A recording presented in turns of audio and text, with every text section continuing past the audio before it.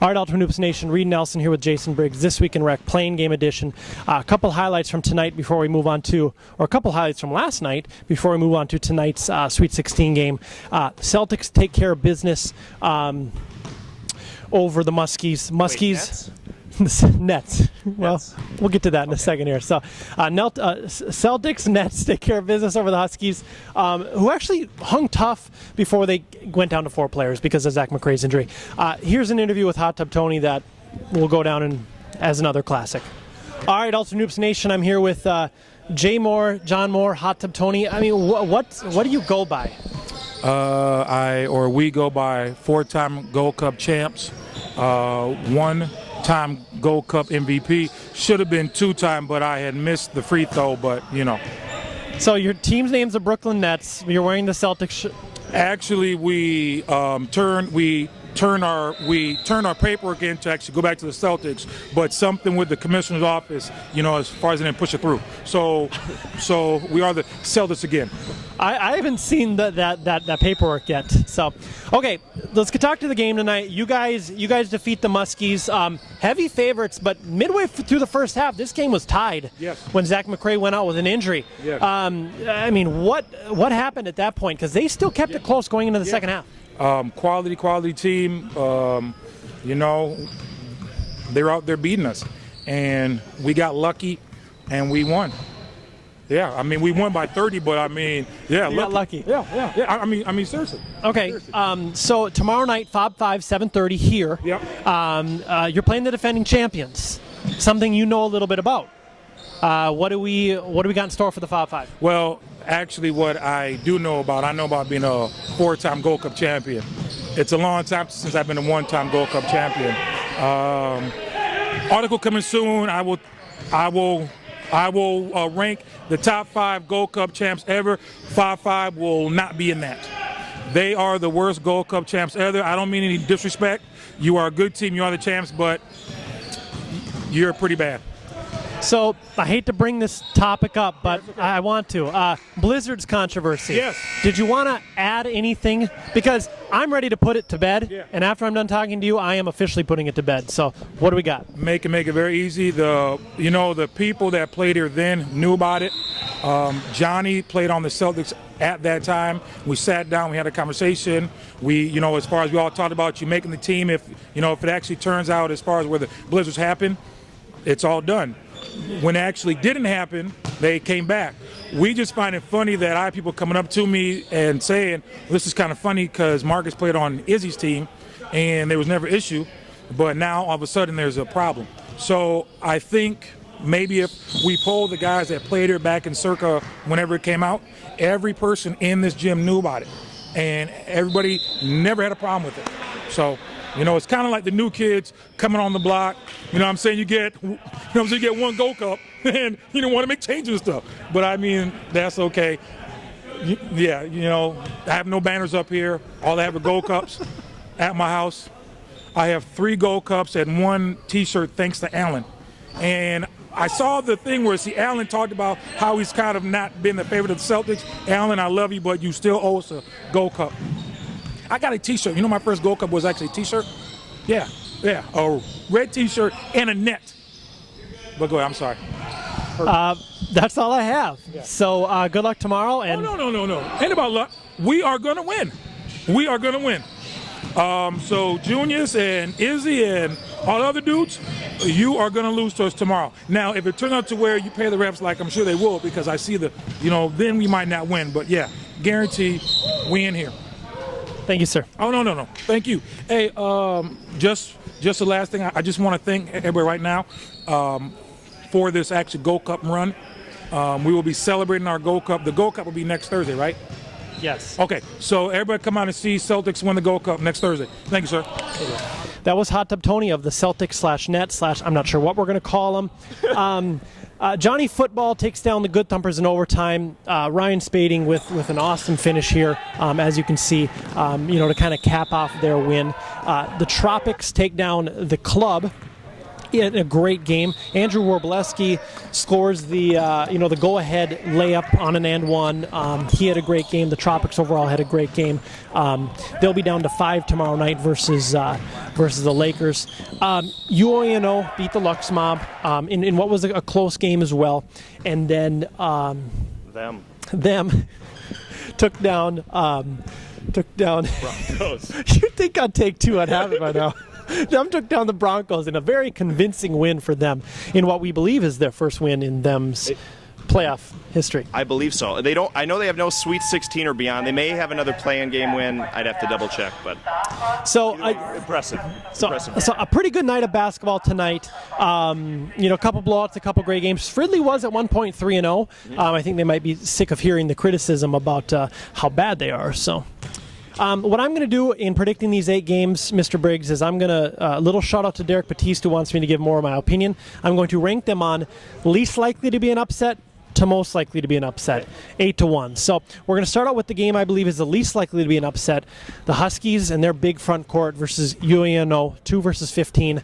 I think the Huskies run away with this one. What are your thoughts? I would agree.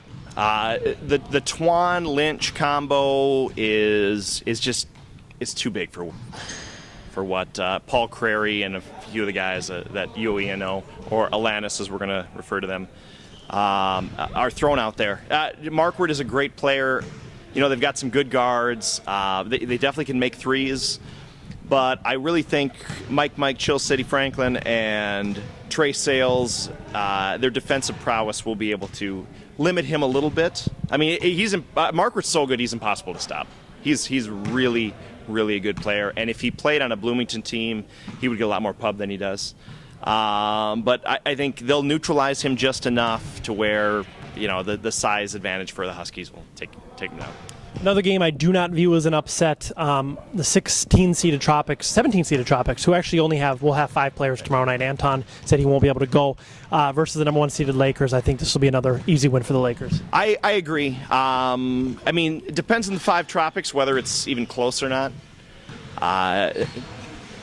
Again, the size factor. J-Sam, Ratty, Twan. If guys like Tyler and Brokehouse and a few of the former Andy Bergrud, the former Avenger, if they're not there, and it's going to be a feast down low, and so they'll need to collapse, which will lead to open Ryan Samuelson threes. So.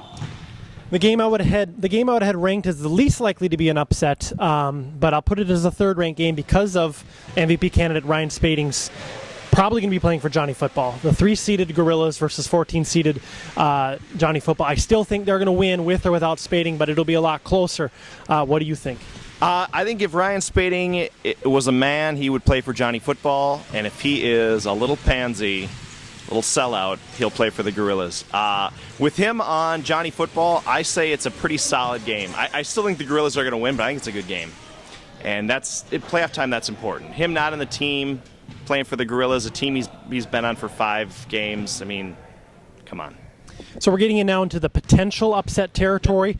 Number 20 seeded them, 4-seeded Red Devils. I mean, them played great tonight. I don't see this as an upset, but it's a potential upset. What do you think? 4th matchup in the last 2 seasons for these 2 teams. Them won last season in the regular season, then were knocked out of the playoffs by the Red Devils. Red Devils won the regular season meeting this time just last week, week 9. I could definitely see them winning. The problem is not having D'Angelo to cause that, defensive insanity and having to look for him at all times because he's going to be hiding behind someone going for a steal. It does make it easier on an offense like the Red Devils to do what they do. And the other thing is last season they were so good because Quentin Brown had maybe the best season he's ever had. And maybe they were too lofty of expectations to live up to, but he's taken a fall this season.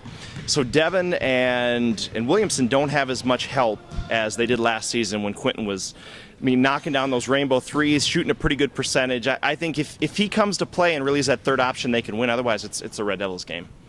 Moving into the potential upset category, 9th-seeded Callahan out of parts, 8th-seeded Blue Horns. I still have the Blue Horns in this game, but we're getting into a potential upset. Right. No, and it could happen. They have a very good front court. I think we have the back court that is superior to theirs. So it will truly be, whose strength comes out a little bit better. I do like that we have Mike to be able to guard Emmanuel, who is a pretty solid player and has given some teams some headaches. But Callahan can't score, and some have said we can't play defense. So this will, two opposites going at it. It should be a good game. And we get into the 3 games that I believe will be upsets or likely upsets, starting with the least likely to be an upset, but still think it'll be an upset. That makes sense. Rebels, 11 seed, Squires, 6 seed.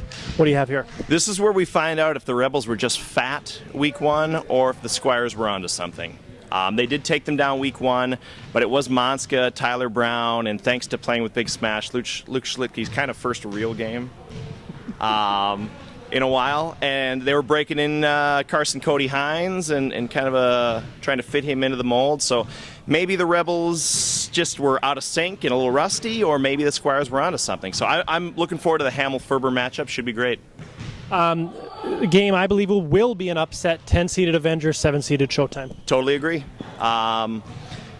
Both teams will probably not play a single lick of defense in this game. I'm already exhausted just thinking about all the running I'm going to have to do tomorrow.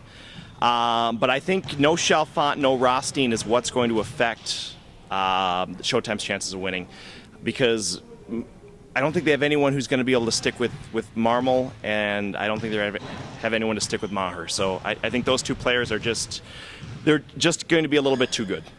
Last game of the night, I believe this will be an upset. 12th-seeded Brooklyn Nets, Boston Celtics, whatever, versus the 5th-seeded Fob Five defending champions. I got to agree with Hot Tub. I think they're going to take this game tomorrow night. You know, Helmy and I kind of went back and forth on Twitter about how I thought the Nets could make the Final Four and give the Lakers a little bit of a scare because the Samersons play for both teams.